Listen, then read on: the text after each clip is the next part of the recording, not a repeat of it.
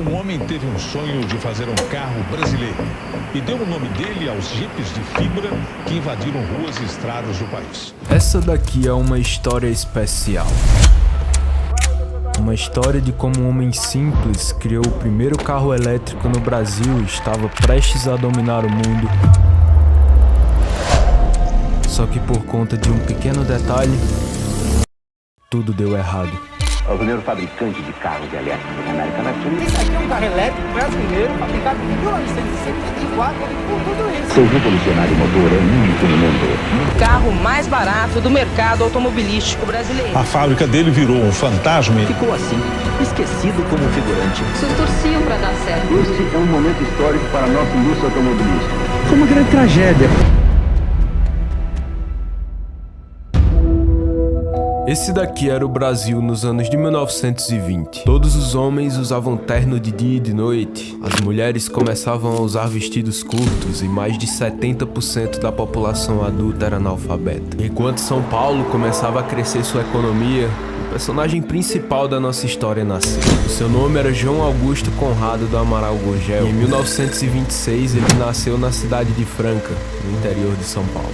Desde pequeno ele era muito curioso. Quando tinha por volta dos seus 10 anos, ele gostava de transformar os triciclos de seus amigos em bicicletas e guardava as rodas para usar em outras de suas invenções. Conforme foi ficando mais velho, ele tinha ideias cada vez mais malucas. Um dos projetos dele foi o de fazer uma cidade futurista, que era desenhada em forma de círculo, e que em suas ruas existiriam apenas carros elétricos. E além dessa ideia, ele desenvolveu um projeto chamado Transtubo, que pela teoria era para ser um transporte público parecido com o metrô, só que levaria mais de 80 pessoas a uma velocidade de mais de 200 km por hora. E se você acha que essa é a ideia mais louca que ele já teve, você vai ver que não chega nem perto dessa. Quando ele era adolescente, tinha por volta dos seus 16 anos, ele literalmente criou um veículo do completo zero. E o mais louco ainda é que esse veículo tinha a capacidade de andar tanto na estrada quanto na água. O nome desse veículo era hidroplano, e a ideia principal era que fosse instalada uma hélice na parte de trás e que se usasse um motor de avião. E justamente por essa causa, o barulho desse veículo estranho foi tão grande que chamou a atenção da polícia, que acabou por proibir o nosso João de usar o hidroplano de novo.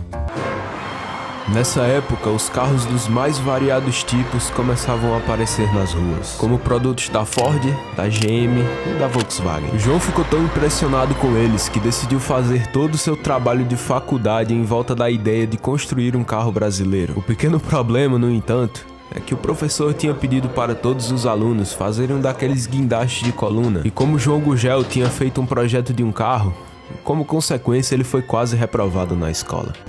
Apresentei como trabalho de formatura um pequeno veículo de 2 cilindros em lugar de um guindaste de coluna. Quase fui reprovado. O professor me disse: Gurgel, automóvel não se fabrica, automóvel compra-se. Depois de passar mais de 2 anos estagiando e estudando nos Estados Unidos, ele absorveu conhecimentos de engenharia que ninguém tinha no Brasil. E assim que voltou, conseguiu empregos na Ford e na GM, sendo o engenheiro mais bem pago do seu tempo. E com isso ele fundou a sua primeira empresa, a Amoplast. Mas antes disso ele teve alguns problemas. Durante essa época, o então presidente Juscelino Kubitschek começava uma grande onda de investimentos em todas as indústrias do Brasil, especialmente na de automóveis. Com isso ele criou uma tal de GEA, que era um grupo de executivos que iriam desenvolver todas as picuinhas da indústria de carros aqui no país. E como nosso querido João Gurgel era muito importante naquele tempo, ele foi convidado a participar. O pequeno problema é que ele não gostava nem um pouco das ideias das multinacionais e acabou gerando tantos conflitos por lá que saiu desse grupo e também saiu do seu emprego na Ford. A Amoplast usava a mesma tecnologia que a GM usava para fazer o Corvette, que era o plástico reforçado com fibra, que deixava os carros mais ou menos igual ao Nokia tijolão, indestrutíveis. Ela foi a primeira empresa a começar a fabricar o que se chama de luminosos, que nada mais são do que aquelas placas iluminadas que as empresas usam em seus prédios até os dias de hoje. Só que além desses principais produtos, a Amoplast também fazia karts infantis, o que dava muito prejuízo para a empresa, porque esse negócio não era nada lucrativo. E mesmo dando prejuízo, esses karts eram um sucesso absoluto entre a galera. E foi justamente por causa deles que João Gurgel conseguiu dar os primeiros passos para começar começar a construir os seus carros. Uma das ideias mais geniais que ele já teve foi a de sortear grande parte dos karts que ele fabricava. Se você achasse uma tampa premiada em algum achocolatado Todd,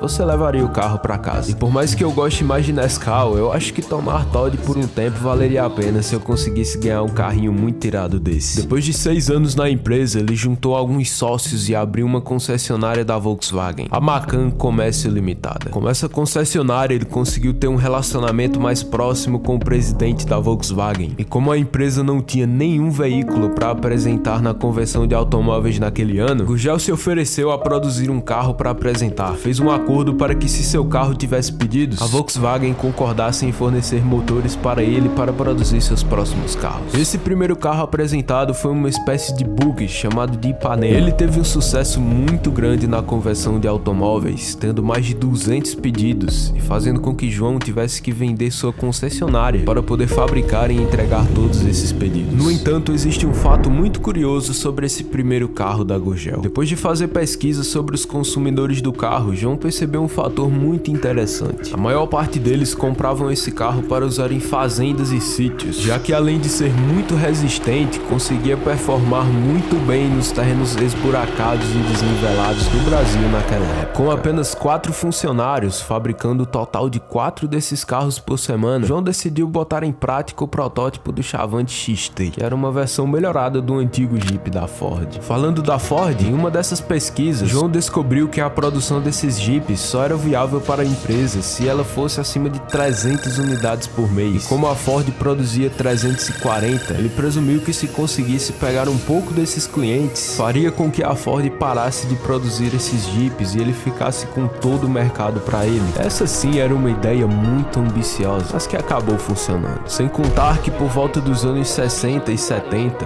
os carros mais comuns custavam mais de 10 mil cruzeiros novos, enquanto o salário mínimo era de mais ou menos 150 cruzeiros. Então isso significa que você precisava juntar mais do que 80 salários mínimos para comprar um carro à vista se quisesse. Daí entrou a principal preocupação de João Gurgel: fazer um carro 100% brasileiro e barato para o bolso dos consumidores. Um pequeno detalhe é que esse Gurgel Chavante era muito mais confortável do que o Jeep da Ford, e também tinha muitas outras melhorias que ganhavam de lavada do Jeep, como por exemplo o sistema Celetraction, que fazia com que os Jeeps pudessem imitar a tração em 4 rodas. E já que os carros da Gurgel nesse tempo visavam ser baratos e econômicos para o consumidor, colocar um sistema 4x4 ia fazer com que a manutenção ficasse muito mais cara. Esse sistema funcionava assim: se você tivesse em apuros em alguma lama ou terra difícil, podia selecionar por meio da marcha qual seriam as rodas que você queria que funcionassem, fazendo assim com que as rodas que você precisasse tivessem mais força. Só que além desse, existe um avanço ainda mais importante na produção desse carro. Foi a criação da patente chamada de Plasteel, que juntava o plástico com aço para fazer o chassi do carro. O mais interessante é que essa tecnologia era tão resistente que, em todos os testes que o João fazia no carro, normalmente ele usava um taco de beisebol e batia várias vezes na estrutura dos carros para ver se estava tudo em ordem. Fora que esse tipo de material também não dava ferrugem, o que era mais um atrativo para os poucos modelos da marca. Dentre esses modelos tinham o Gurgel Ipanema, que foi o primeiro carro, o Gurgel Chavante, que competia com o Jeep, e o agora novo Gurgel X10. Conforme o tempo foi passando, lá por volta de 1973, a Gurgel construiu sua primeira fábrica na cidade de Rio Claro, em São Paulo, e começou a produzir em massa e a exportar seus modelos para vários países ao redor do mundo, como a Colômbia, Angola, Arábia Saudita, Alemanha e entre outros. E depois das exportações começarem a crescer ainda mais, a empresa foi capaz de produzir outros modelos, como o X12, que teve várias e várias versões ao longo dos anos, incluindo vários desses modelos sendo enviados para o exército brasileiro e alguns para a polícia. Então, com certeza, esse foi o modelo mais popular da Gurgel, chegando a ter mais de 75% de todas as vendas de carros utilitários no país inteiro. Porém,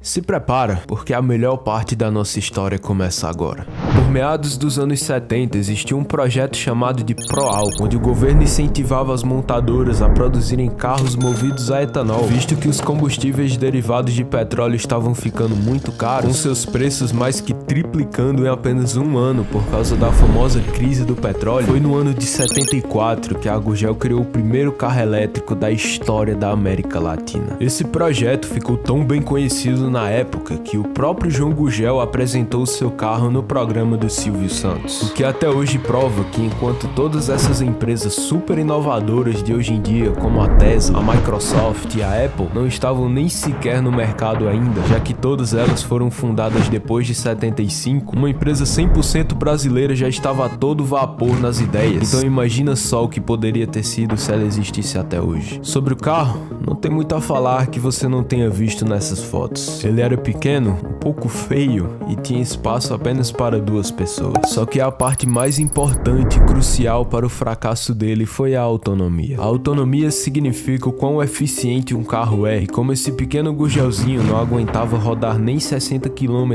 com uma carga, ele não era nada eficiente. E além disso, a velocidade máxima que ele podia alcançar era 60 km por hora, o que era ainda menor do que a velocidade daqueles karts que a Gurgel começou a fazer em 60, tendo alguns deles chegando a mais de 90 km por hora. O sistema de recarga era para funcionar mais ou menos como funcionava o sistema da Tesla hoje em dia. Seriam instalados postos predefinidos para abastecer o Gurgel pela cidade, só que como aquele projeto infelizmente era muito avançado para o seu tempo, ele acabou sendo engavetado. Porém, isso não dificultou a situação da empresa, que já tinha mais de 70% do mercado de carros aqui no Brasil, e com isso começava a incomodar todas as gigantes do mercado estrangeiro, como a Toyota, a Ford e a GM. Só que isso infelizmente não ia durar por muito tempo.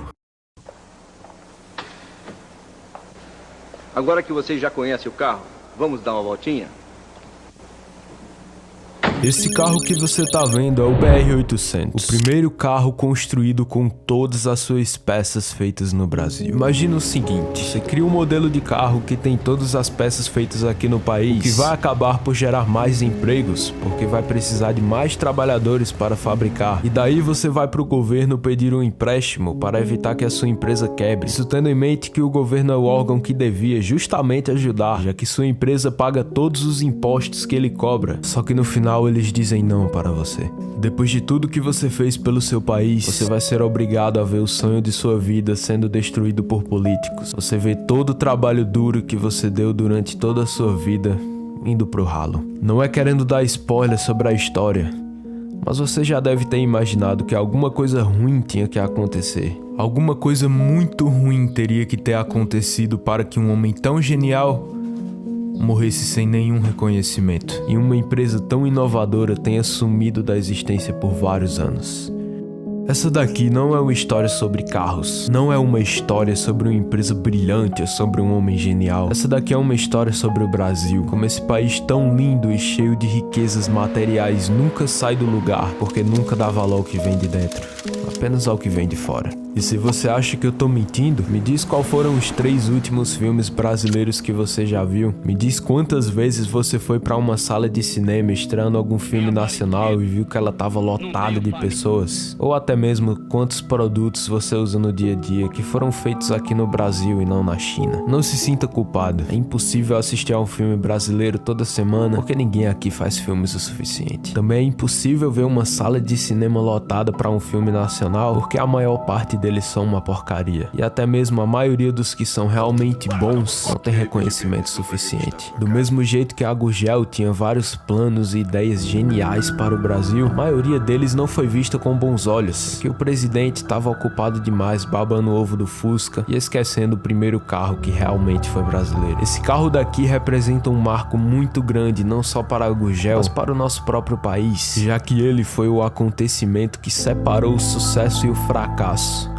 da empresa mais inovadora do Brasil, o acontecimento que separou o sucesso e o fracasso do homem mais genial que já viveu nesse país.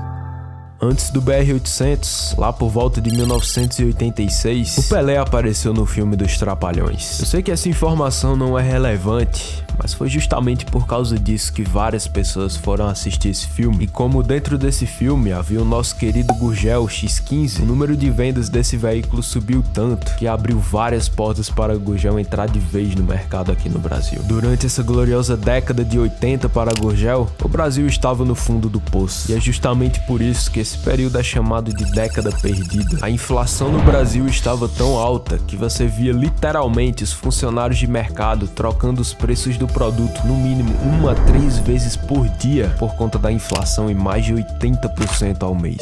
Se você ficou perdido, imagine o seguinte: você recebe R$1.000 por mês. Desses R$1.000, vamos supor que você gaste 500 no supermercado e a sua comida favorita é um pacote daqueles grandes de Oreo de morango. Vamos supor que ontem foi uma segunda-feira e esse pacote grande de Oreo custava R$6. E supondo que a inflação fosse mais de 100% ao mês, o que era bem normal nesse tempo, se você deixasse de comprar o Oreo nesse mês e fosse comprar no próximo, ao invés de pagar R$6 nele, você pagaria mais de R$12. Simples assim. No entanto, parece que isso não afetou muito a Gurgel, porque esse tempo foi na verdade o melhor período da empresa em toda a sua história. Mas daí você me pergunta, por que isso acontece? Bom, isso acontece porque você ainda não é membro aqui do canal. Tudo que você precisa fazer é clicar nesse botão que tá do lado do inscreva-se, e daí você vai poder decidir qual vai ser o próximo vídeo aqui do canal. E enquanto Pelé e os Trapalhões estavam no mesmo filme que o fabuloso Gurgel X15, nessa mesma década de 80 a Gurgel tentava lançar mais um carro elétrico. E esse daí era o Itaipu E400, que foi lançado em 1981. E o presidente ficou tão encantado com essa belezinha que ele encomendou vários desses modelos para empresas estatais como o Correios e a Eletrobras, que eu tenho certeza que fizeram um bom proveito desse carro, porque ele continha várias melhorias em relação ao antigo Itaipu. Dentre elas, ele tinha mais de 80 km de autonomia e uma velocidade máxima de 75 km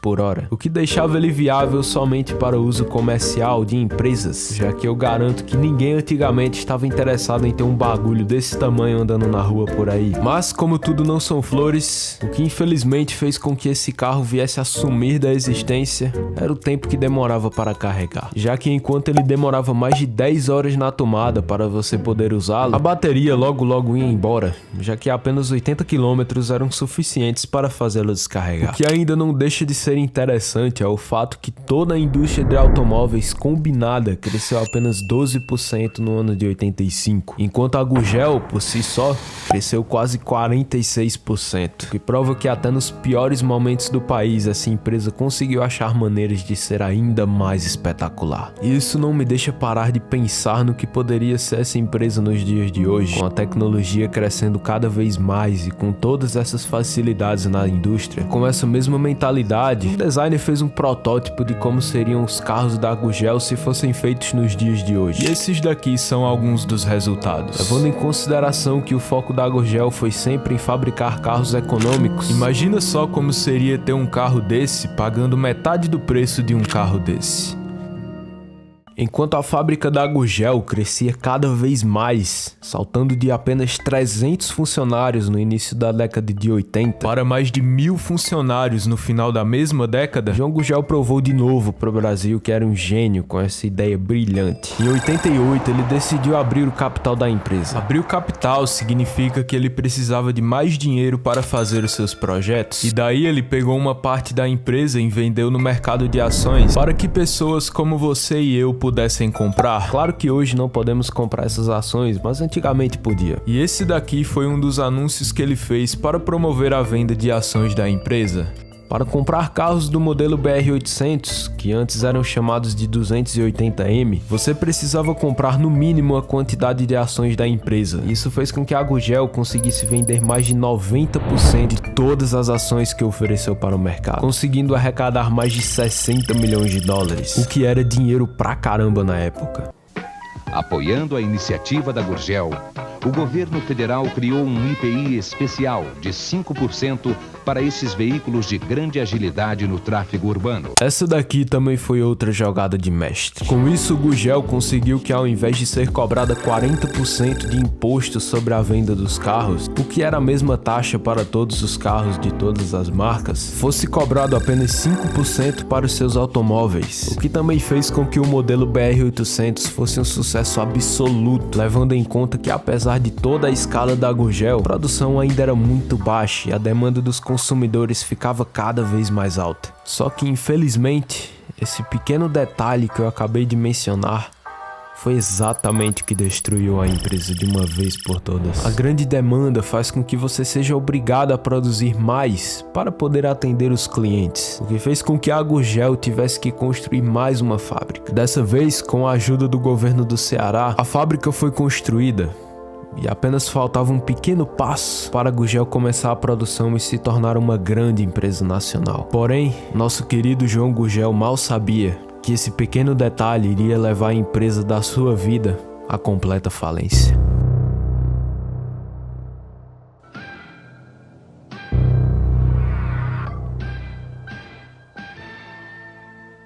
Esse foi um dos últimos suspiros da Gurgel. O projeto Delta foi criado para focar na produção do carro mais barato e mais compacto do Brasil. Mas para entender como tudo isso aconteceu, chega aqui mais perto. Existe uma coisa chamada protocolo de intenções, que é quando o governo promete a uma empresa que vai investir ou emprestar uma determinada quantia de dinheiro. No caso da Gurgel, o governo prometeu investir mais de 185 milhões de dólares. E essa é a parte mais triste da história. Todo aquele trabalho duro que foi necessário durante toda a vida de João Gurgel e que durou vários e vários anos, foi completamente destruído em uma questão de poucos meses. E a Gurgel lançou o Super Mini, o primeiro city car brasileiro, com tecnologia revolucionária. Pequeno por fora, grande por dentro.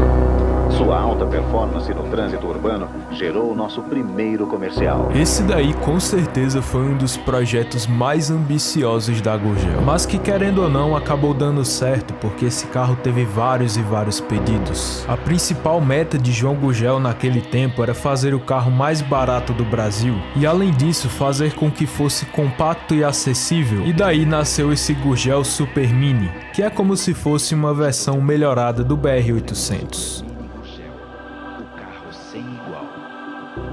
Isso porque ele continha várias melhorias em relação ao seu antecessor, como por exemplo as curvas no seu design, que agora fazia com que o carro não fosse mais tão quadradão igual aos outros. Mas ainda assim ele seguia a mesma premissa do seu antecessor BR-800, que era a de ser um carro 100% brasileiro, ou seja, todas as suas peças teriam que ser feitas aqui no Brasil. Um pequeno porém para essa afirmação é uma única peça que vai ser crucial na nossa história: a caixa de câmbio. Essa era a única peça que não era fabricada aqui no Brasil, e sim na Argentina. E foi justamente esse o pequeno detalhe que fez toda a diferença. Na mesma época, já pressionado por credores, houve uma greve da alfândega aqui no sul. Os BR-800 e Super Mini que já estavam vendidos, estavam no pátio esperando a caixa de câmbio para serem completados e entregues, ficaram parados no pátio e não puderam ser vendidos por causa disso. Daí a crise pegou fogo. Com essa greve na alfândega, a Gurgel não conseguia produzir os carros que eram necessários e por causa disso, todo o dinheiro da empresa secou. Empresas montadoras, como a própria Gurgel, Toyota, Chevrolet e Ford, são empresas que jamais podem ter esses problemas. Essas empresas precisam estar fazendo dívidas a todo momento, porque na maioria dos casos os clientes nunca pagam os carros à vista, o que faz com que ela gaste muito dinheiro para produzir e leve muito tempo para receber aquele valor. Fora que fabricar carros nunca foi um negócio muito lucrativo, já que os custos para fazer são quase os mesmos custos de vender, então todas essas empresas precisam vender uma quantidade muito alta de carros para poder arcar com todas essas despesas. E como tudo de errado aconteceu com a Gurgel, a única opção da empresa foi pedir um empréstimo de 20 milhões ao governo, para que assim ela pudesse arcar com as dívidas e voltar a produzir os carros assim que a greve acabasse. Mas isso não foi bem o caso. O governo negou o empréstimo. Segundo eles, a Gurgel não tinha condições de pagar essa dívida mesmo que voltasse a operar. E eles não estavam errados. A cada dia que passava, a Gurgel sofria cada vez mais quando o assunto era dinheiro. A sua produção estava fraca, as dívidas aumentando, e com isso a Gurgel teve que pedir concordata. Imagina que você é uma empresa grande, tem dívidas que não tem a menor ideia de como vai pagar elas. Daí você junta todos eles e combina algum jeito de pagar todas as dívidas para toda essa galera. Se você conseguir pagar tudo, bom. Se não, a sua empresa vai quebrar. Em resumo, isso é a concordata. E já que você entendeu essa parte, já deve saber o que vem em seguida, que é a falência.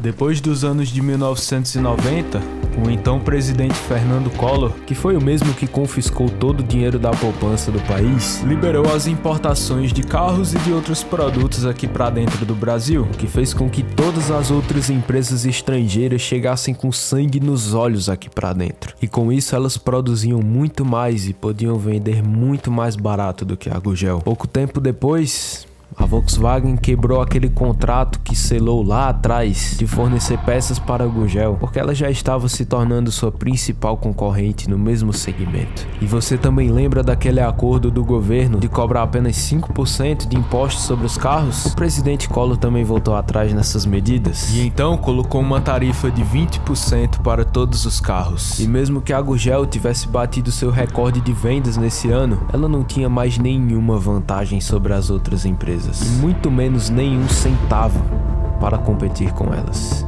Então, foi justamente por causa disso que a empresa faliu.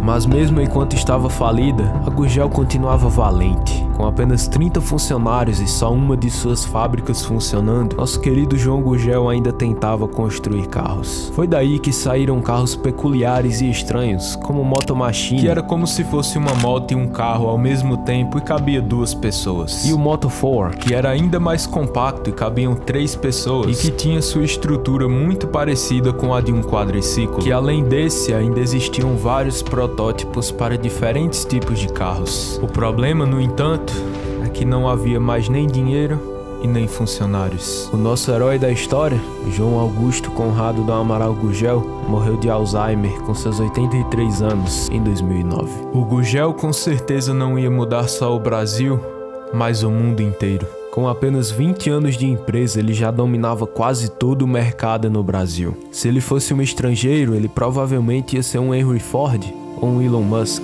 e ia poder contaminar o mundo inteiro com suas ideias mirabolantes. Imagina que direção o mundo podia tomar se o carro elétrico da Gurgel fosse bem sucedido. Imagina se hoje em dia todos nós não estaríamos usando apenas carros elétricos e tendo uma condição de vida bem melhor por causa desse homem. Enquanto naquele tempo a Alemanha apoiava sua montadora Volkswagen, a Itália apoiava a Fiat e os Estados Unidos apoiavam a GM, o Brasil não se incomodou em ver a sua própria montadora falir. Uma pena o nosso país não ter visto todo esse potencial desperdiçado. Uma pena pensar que pouco tempo antes ele estava realizando seu sonho de construir um carro 100% brasileiro, que fazia seus carros elétricos e que via dezenas de carros sendo construídos todos os dias na sua fábrica. Dói no coração saber que durante os últimos anos da fábrica, quando ele tinha menos de 20 funcionários trabalhando, ele sentava em uma cadeira, olhava para os arredores e começava a chorar.